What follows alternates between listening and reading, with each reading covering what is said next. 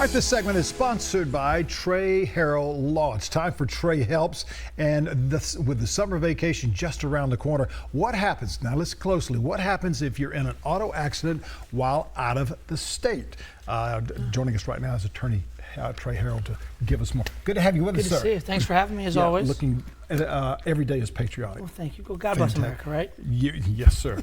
Let's start off. What should you do if you're in a car accident while you're in another state? Maybe on vacation, maybe even on business. First thing is just like you would do here. Make sure you're okay. Right. Contact law enforcement. Take lots of pictures. Plain and simple.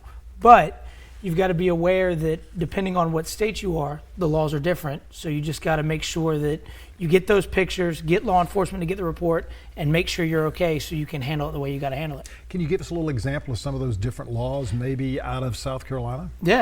In South Carolina and Georgia, we are under what's called a comparative negligence standard, which means even if you're a little bit at fault, you can still recover.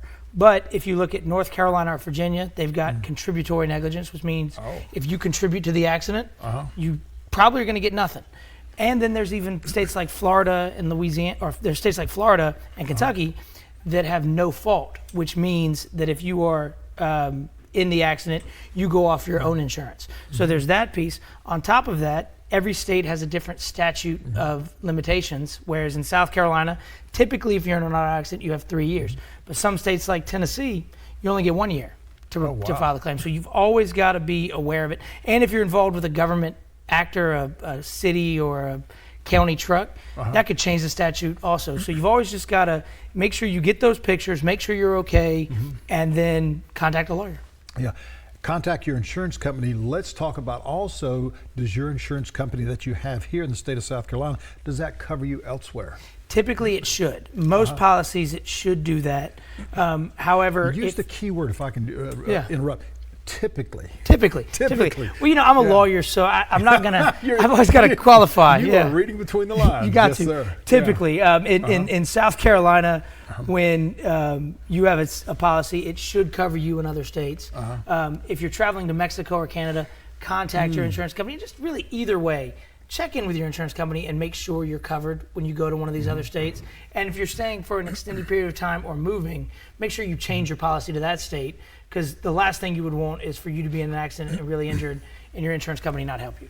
As an example, years ago, back in the early 80s, I flew with a group of people to San Diego to do a government job. We had a rental car, and 3 of us guys just said, hey, let's just drive into Tijuana and see what's going around. So we went into Tijuana, blah, blah, blah. As we were leaving, I just happened to pop open the glove box, and big sign says, do not take this car into Tijuana, you will not be insured. So we were. You got right back, What about overseas, like if your car was shipped over to, or let's say you're driving a rental car overseas? If you're driving a rental car overseas, again, all the policies are different. Some states it works that way. Some states have certain rules that an insurance company can't deny you because of that. And some states have insurance policies that'll allow that to happen.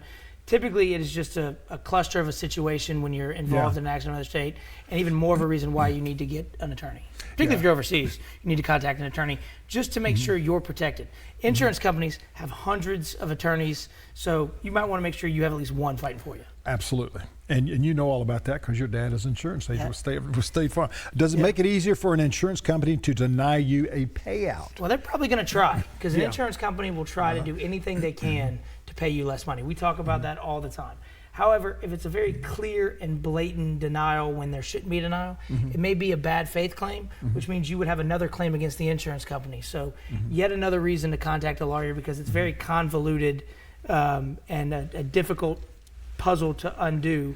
But we do that every day at my office over in Harrell Square. So if you need somebody to help you, remember Trey Helps. That's right, right over there in West Ashley, Harrell Square. Trey Harrell, always a pleasure, sir. Good to see you. Thank you so very much. Give this man a call. We're back with more Lowcountry Live right after this. Stay with us.